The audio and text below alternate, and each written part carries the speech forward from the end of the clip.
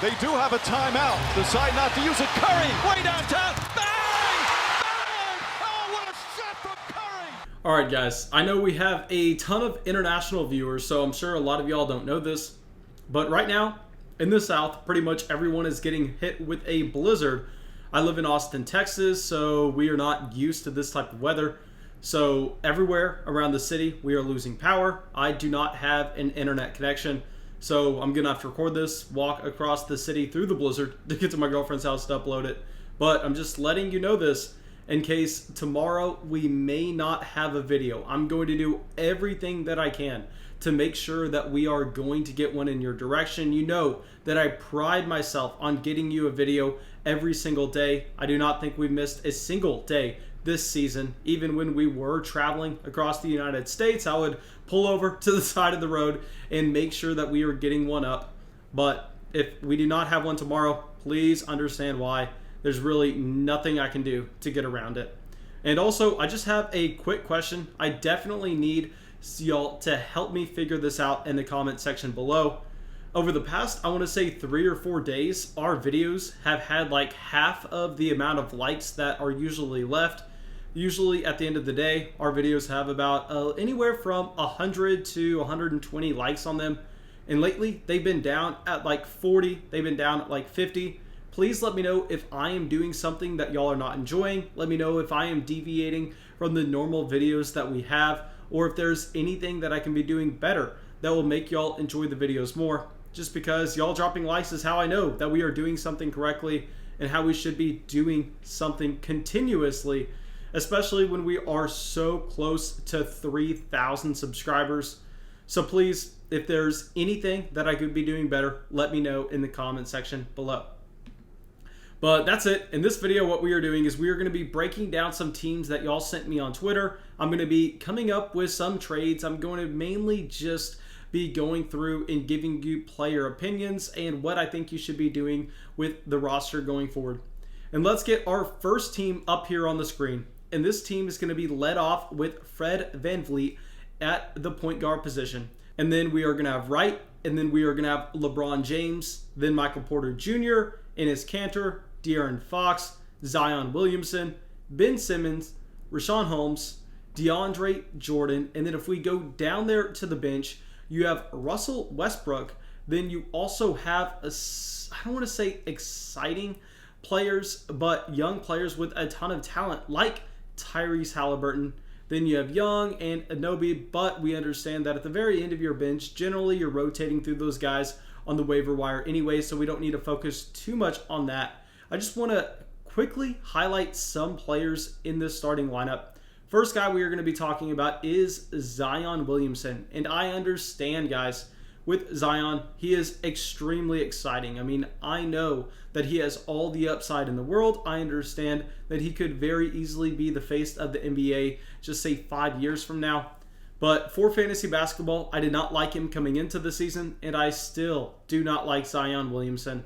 Because we have to understand a couple things here. Specifically for a category league, he's not going to be giving you anything close to the numbers that we are wanting from the free throw line. But we are going to put a little caveat here in that I want to say that although we do not like Zion Williamson for those category leagues, if you are going to be playing in a category league and drafting Zion Williamson, across the rest of your roster, how you go through and you just make sure you're maximizing every other position is you also load up on a lot of guys that are going to be stuffing every category but free throw percentage. And I love what you did here with also getting LeBron James, with also getting Ben Simmons, DeAndre Jordan. While these players we know are going to look very good in a multitude of categories, free throw percentage is not going to be one. So if you can be elite in terms of your assist, in terms of your rebounding, your points scored, and your overall field goal percentage, I'm completely fine having Zion Williamson if you're going to make sure that the rest of your roster fits it. And obviously, if this is a points league, it's a completely different conversation. Still, Zion, not necessarily someone, in my opinion, that lives up to his name brand, just because we know that he's also going to be very limited on the amount of rebounds that he is going to be giving you. But across the rest of this roster, I mean, you have so many other intriguing players. Obviously, Van Vliet has been on fire as of late. LeBron James is playing more minutes and more games than anybody expected, and he's looking like one of the best values in fantasy basketball this season.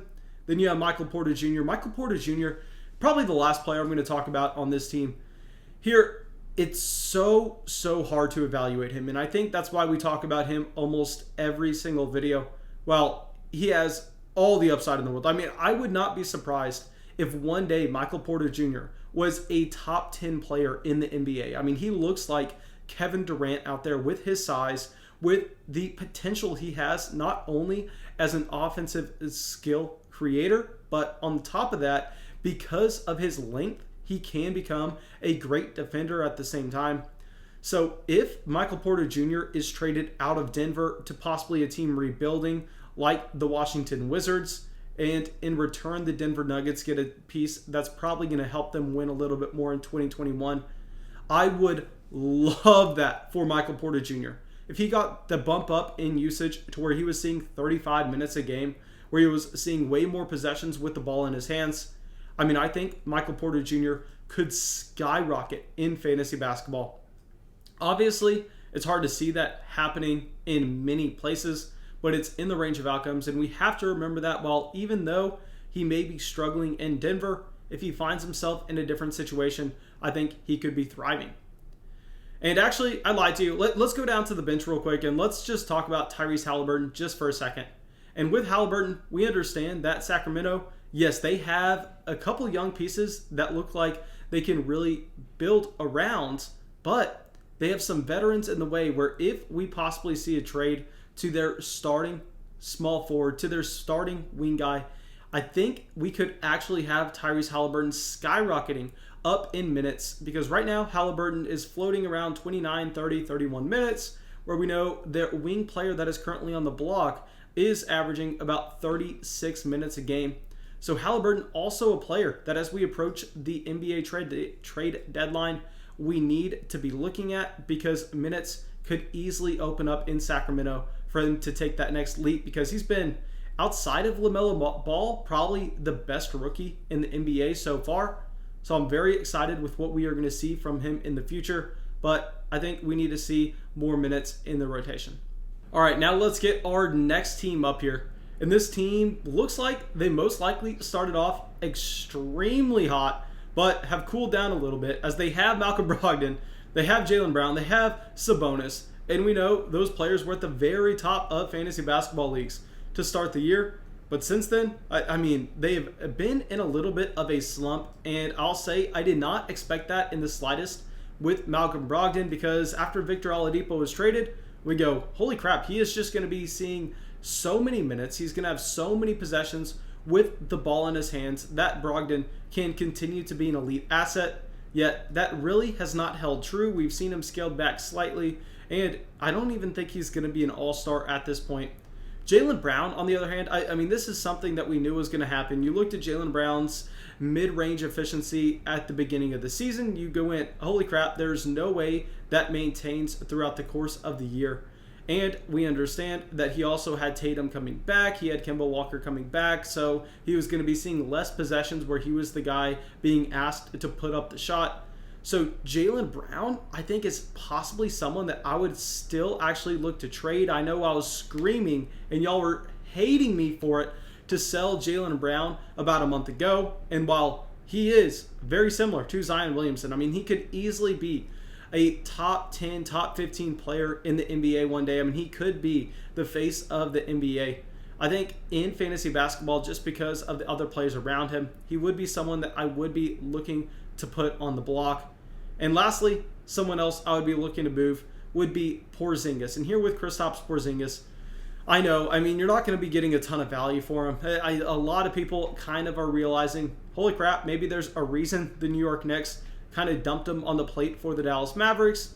But at the same time, there are going to be some owners in your fantasy basketball league that are going to be expecting much better numbers from Porzingis, and they are only thinking that the slow start is due to the injury. I think that there are multiple things wrong with Porzingis right now. I mean, if you just watch him play, if you watch the Mavericks, while yes, Porzingis was putting up a good amount of three balls, it's not like he is taking good looks. No, it's very, very ugly where they will just be in an awkward range of the court. He just kind of gets past it in no man's land where he's not even wide open. And he's like, you know what? I am a three-point shooter. I need to be making sure that I get X amount of shots up a game. And then he pulls it from somewhere where you can tell that it's not necessarily a smart shot. Lastly, Harrison Barnes, also someone that I want to be trading. We just got done talking about him with the other team. Right now he's averaging like 36 minutes for Sacramento. I think based on the young talent that they have around, based on the fact that Sacramento is not going to be a contending roster this season, I think it makes so much sense for the Kings to decide to go out there and possibly move a Harrison Barnes for a future pick. And, I mean, there are so many different spots we could see Barnes on the move to. I mean, he would be a great guy in Boston. He would be a great guy in Miami. We know that Boston, with its trade exception, could make that work, and Miami has a lot of expiring contracts they could kind of balance out each side with. So, Barnes, while yes, I think that it would be fantastic to see his efficiency numbers rise if he left Sacramento, I think we would see his overall minutes, his overall usage decline, because there's no way if he's traded to the Boston Celtics, traded to the Miami Heat, that he is up there at 36 minutes a game. So if you could take Harrison Barnes, who has been extremely productive so far this season, and flip him for an upgrade, I think that's something we would love to do. And lastly, Sabonis, someone we are keeping. You have to hold on to Sabonis. You have to keep up the faith. I promise you, he's going to turn it around. I mean, he is a center that we know can put up the three ball, and he is pretty much a poor man's Nikola Jokic. And the fact that you have both of these players on your team kind of puts you so far ahead of everyone else, specifically with assists, because, I mean, good luck catching up to a team that's going to have their two big men be Sabonis and Nikola Jokic in pretty much any category, because they're going to be rocking it everywhere.